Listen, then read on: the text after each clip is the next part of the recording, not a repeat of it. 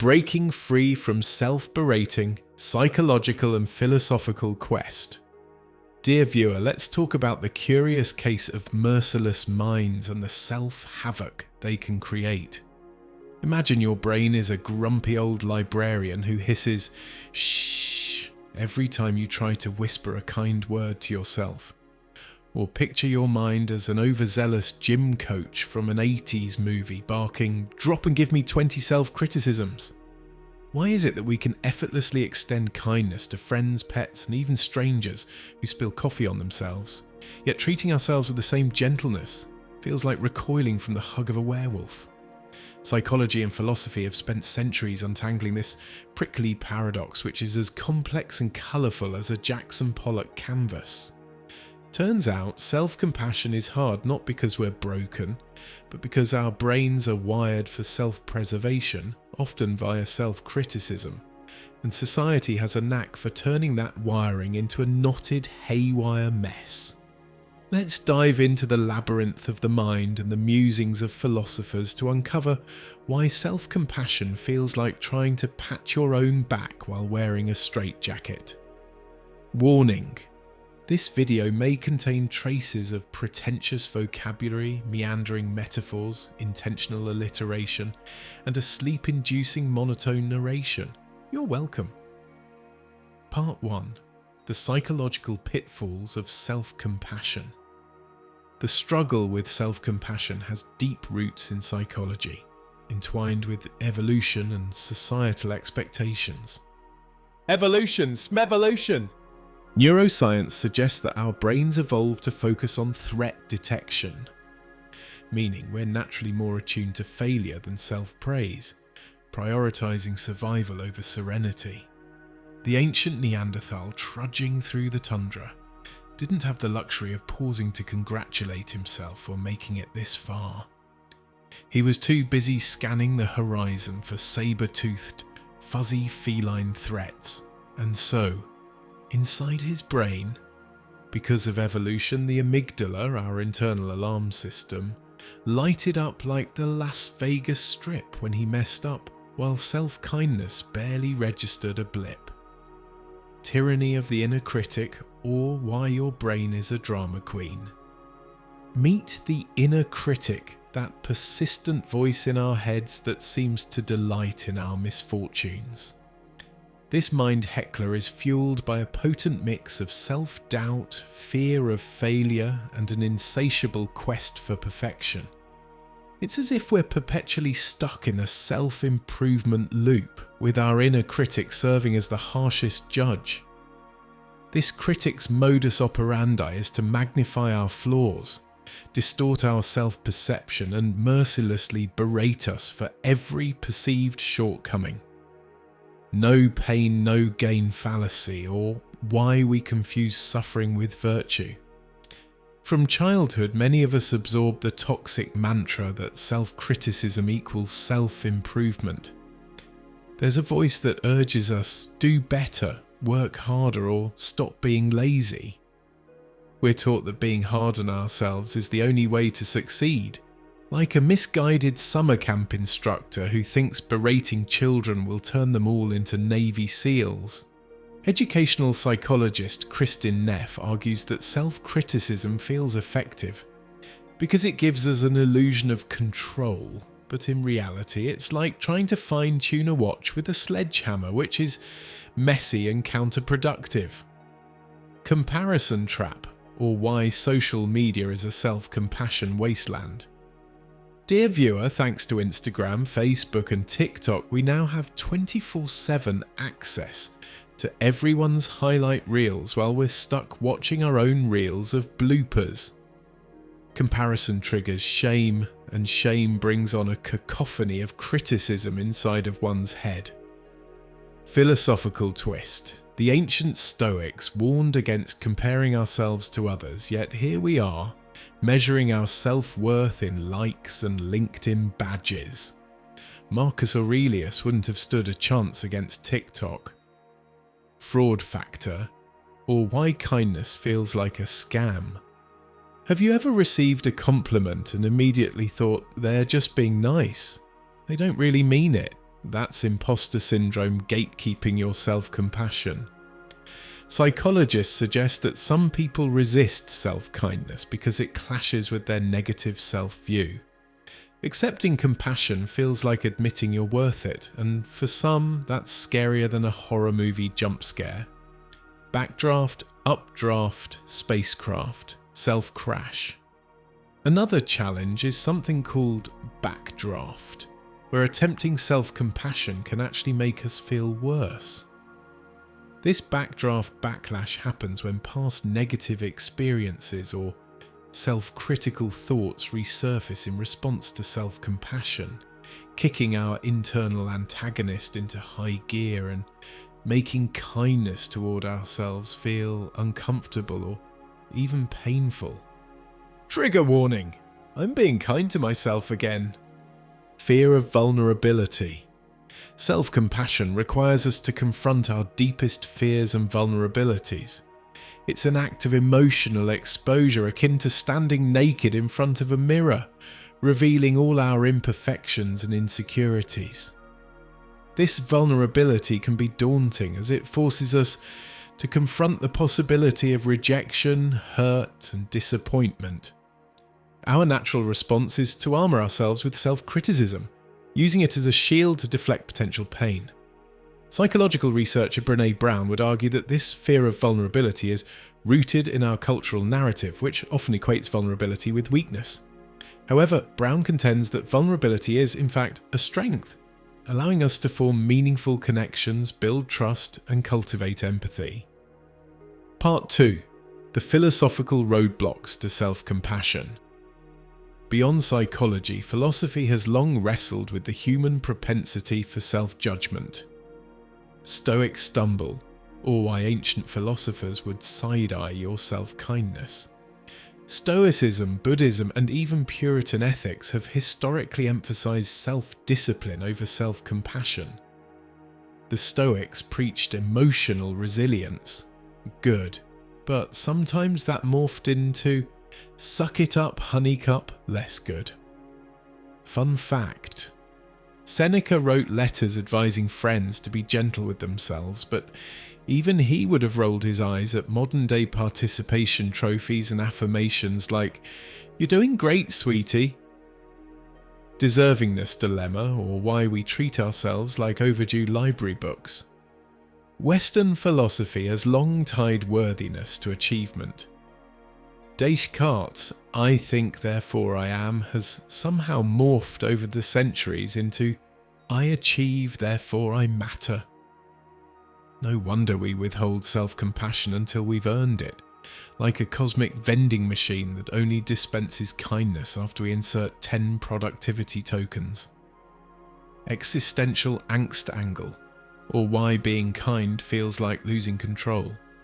Philosophers like Sartre and Camus argue that humans crave meaning, and sometimes suffering feels more meaningful than self-kindness. If life is inherently absurd, beating ourselves up at least gives us a sense of purpose in the chaos. Part 3. Why self-compassion isn't weakness, it's actually a superpower.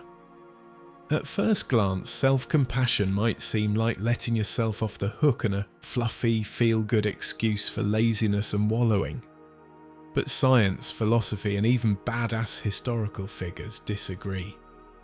Here's why treating yourself with kindness isn't weakness, it's actually strength. Self-compassion requires courage, not complacency. Weakness is avoiding discomfort. Strength is facing pain without self-flagellation. Research shows self-compassionate people recover faster from failure because they don't waste energy on shame spirals. Example: a self-critical athlete who bombs a race might quit. That is weakness. A self-compassionate one says, "That hurt, what can I learn?" and train smarter. This is strength. It's fuel for growth, not an excuse to stagnate. Critics claim self-compassion makes people lazy, but what's the reality? Shame sabotages progress. Kindness fuels it. Studies find self-compassionate students work harder after failing a test because they're not paralyzed by fear. Meanwhile, self-critics often procrastinate, avoiding challenges to dodge more self-punishment. It's what lets you stand back up, not lie down. Weakness wallows under pressure. Strength bends, then rises. Navy SEALs are trained in stress inoculation, which is learning to stay calm under fire. Self-compassion does the same for emotional battles. Example: after a breakup, self-criticism has you sobbing into your gallon of ice cream. Self-compassion asks, "What do I need to heal?" and then gets you off the couch. Historical proof: the Stoic philosopher Epictetus, a former slave, preached self-kindness as the foundation of resilience. First say to yourself what you would be, then do what you have to do. It's the remedy to toxic positivity, not a Hallmark card. Self-compassion isn't sugary affirmations, it's raw honesty plus kindness. This sucks, and I'm still worthy. I messed up, now how do I fix it? Psychology fact: people who practice self-compassion show higher accountability because they face mistakes without defensiveness. Funny twist: ever notice how the people who call self-compassion weak are often the ones seething with repressed rage? Coincidence? Nope. The takeaway: self-compassion isn't a weakness. It's the art of being your own ally instead of your own bully. It takes guts to say, "I'm hurting and that's okay. I failed and I am still worthy." So, the next time someone implies self-kindness is for the fragile, smile and remember. The strongest people don't fear their own humanity, they embrace it and keep moving forward. Part 4: How to hack self-compassion without your brain revolting. So, how can we cultivate self-compassion in our daily lives? It begins with recognizing the inherent worthiness and dignity of our existence. Oscar Wilde once stated, "To live is the rarest thing in the world. Most people exist, that is all." By embracing self-compassion, we can begin to truly live rather than simply exist. Talk to yourself like you'd talk to a drunk friend. Imagine your best friend just face-planted in public, spilled wine on their shirt, and is now sobbing about their life choices. Would you scream like a cornered badger, "Wow, you're a disaster, just quit forever"? No, you'd hand them a napkin and say, "It happens to the best of us," and help them find their dignity and maybe their Uber. Permission slip method. Give yourself literal or metaphorical permission to be imperfect. Right? I hereby grant myself the right to be a gloriously flawed human. Signed, me. Tape it to your mirror, watch your inner critic short circuit. 5-minute self-compassion sprint. Set a timer for 5 minutes and acknowledge your struggle. This is hard right now. Normalize it. Lots of people feel this way. Kindness bomb yourself, but I'm still worthy of care. Even if it feels silly, it's like stretching a stiff muscle, which is awkward at first, but eventually liberating. Stop chasing perfection. It's a myth invented by unicorns. Perfection is like Bigfoot. People claim it exists, but all we ever see are blurry photos and disappointment. The truth? Flaws are the seasoning of life. Without them, we'd all be bland, unrelatable oatmeal humans. So next time you screw up, just shrug and say, "Ah yes, another chapter in my ongoing saga of being gloriously imperfect." Tell your inner critic to take a seat. That voice in your head that hisses, "You're failing" every time you breathe incorrectly. Yeah, it's not helpful. Shut it down with logic. Is this criticism actually useful, or am I just being a drama llama? Would I accept this nonsense from a stranger? No? Then why tolerate it from myself? Be mindful, or at least pretend to be. Mindfulness sounds fancy, but it's really just acknowledging, "Oh, I'm spiraling into self-loathing again." Studies show that noticing your thoughts without diving into them is like giving your brain a pause button. So next time your mind starts screaming, "You're the worst," just sigh and say, "Ah, there's my brain being extra dramatic again, moving on." Rewrite your failures as plot twists. Life isn't a straight path, it's a choose-your-own-adventure book where sometimes you pick the "oops, that was a terrible decision" option. Instead of "I'm a failure," try "wow, that didn't work, guess I'll try something different next time." "Well, that was a hilarious disaster, let's see what lesson I can learn from this." You're allowed to be a work in progress. Self-compassion isn't about pretending you're perfect.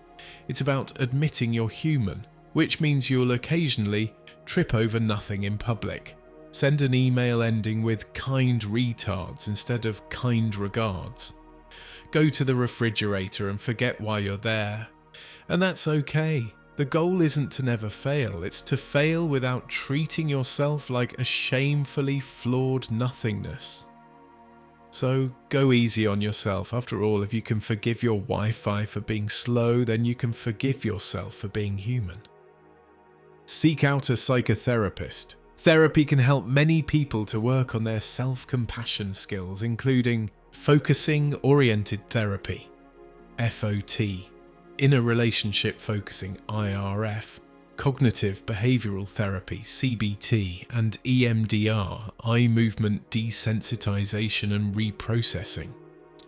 If you've had a few adverse childhood experiences, ACEs, then you're a prime candidate for this kind of assistance. Seeking help from a professional is a wonderful act of self-compassion. Part 5. The Gentle Rebellion Against Self-Judgment. Self-compassion is hard because it goes against 300,000 years of threat detection wiring, centuries of no pain, no gain dogma, and a modern world that profits off our self-doubt. But here's the secret. Being kind to yourself is the ultimate act of rebellion. It's flipping off the inner rent-a-judge, mooning societal expectations and declaring, "I refuse self-inflicted suffering." So next time your brain hisses, "You don't deserve kindness," smile and reply, "Nice try, reptile brain version 1.0, pass the compassion. I'm upgrading my operating system." This is akin to going to your playlist and putting 9 Inch Nails' Hurt on pause and then playing Try a Little Tenderness. As we navigate the complexities of self-compassion, let's not forget the wise words of the ancient Chinese philosopher Lao Tzu. Nature does not hurry, yet everything is accomplished. By embracing the art of self-compassion, we can learn to move at our own pace, acknowledging our imperfections and vulnerabilities, and cultivate a sense of empathy and understanding towards ourselves. Because in the end, self-compassion isn't about being soft. It's about being smart and finally giving yourself the same grace you'd give a stumbling stranger. Remember, to err is human, and to forgive yourself is divine. Now go forth and smooth chill some kindness upon yourself. The outside world is harsh enough already,